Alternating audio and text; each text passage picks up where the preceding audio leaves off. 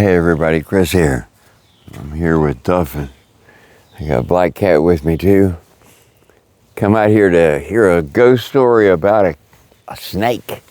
Oh yeah, you want to hear a story about a snake? All right, Duff, down here with me. They're both keeping me company. A snake named Fred. I've got to tell you the story. Yeah, oh y'all behave. Yeah, and I'll tell you the story, you be good. The other day, I came across this black snake. It was beautiful. It was just crawling along, and I stopped and we sort of interacted for a minute or two, and he looked at me and I looked at him, and he went on about his way, and I really didn't think anything more about it. It was just a beautiful snake. So I thought about him now and then the other day when I was out, I looked where I thought he would be, and I realized that his name was Fred. His name was Fred. Yes, it was. His name was Fred. Y'all behave. Y'all don't be fighting. No, you'll be good. The reason that I knew it was Fred is part of the ghost story. It's part of Appalachia. If you haven't guessed by now, I'm not from New York City.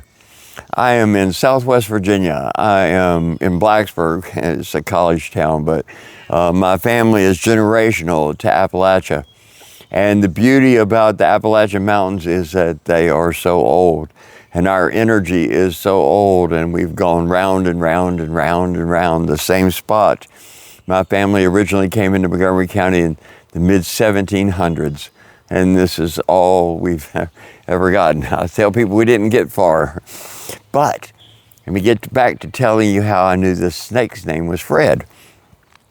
Was standing at the window and I was looking out, and it occurred to me that his name was Fred. And so I called out to my wife. I said, I don't see the snake, but I realized his name was Fred.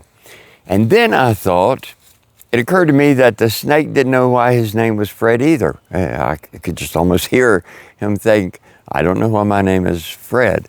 So then in a flash, it came to me. Old energy from years and years ago. And it explained everything. And suddenly I instantly knew who the spirit was that had come to me in that black snake.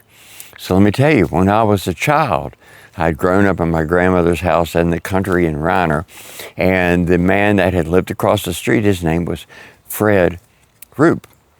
He and his sister lived there on 5 Points Road, and they were very, very good friends of the family. He was my mentor. He was a hero to me in that he had always taken care of himself. He had a garden. He would raise animals. He would raise his garden. He was a carpenter. And so he would work for himself. He would contract out jobs, and he would work during the summer. He would save up his money, and then by the winter, he would harvest all his garden and can everything, and he would have money to do him throughout the winter. And so I greatly admired that as a young man, and I would go up and help him often. And he always loved nature, and he loved being outdoors. Most of the time when they got up, they didn't turn a overhead light on, they lit a lamp. And so it was that era. I'll tell you a quick funny story about it. Don't forget the snake, I'm coming back to it. About Fred and Sue. They would get up traditionally in the morning at 5 o'clock in the morning at dawn, the first of dawn, and they would watch the day. They would have chairs that they took out into their front yard, and they would sit in these chairs. It was he and his sister, and they would watch the morning start. And so they would do it. He would make percolated coffee and really, really strong, and they would go out and sit in the yard and watch the day unfold. Well, this particular, but then they would also, as they would say in the country, go to bed with the chickens. As soon as it got the slightest bit dark, they would go ahead and get ready and go on to bed. So this particular day, it had been overcast and rainy, and so Fred and Sue had went on to bed, and then they had gotten back up that morning and got out. Fred had made coffee. They got dressed, went out into the yard and sat down and started drinking coffee and watching as the day began. But instead of the day beginning, it actually kept getting darker and darker. and so after a point, it just got dark on them, and they said, is it going to rain or thunderstorm or something? And Fred said, let me go check. And he went and went in the house, and actually they had gone to bed and gotten back up in the same evening and went back out in the yard. And so that was always a famous Fred and Sue story about them going to bed and getting back up in the same day and having to go back to bed after drinking another pot of coffee. So back to the snake. When Fred had gotten older, he and I had lost track, and I had gotten older, and so eventually Fred had passed away, and I had heard about that. He's buried out on Surface Cemetery there going out of Floyd.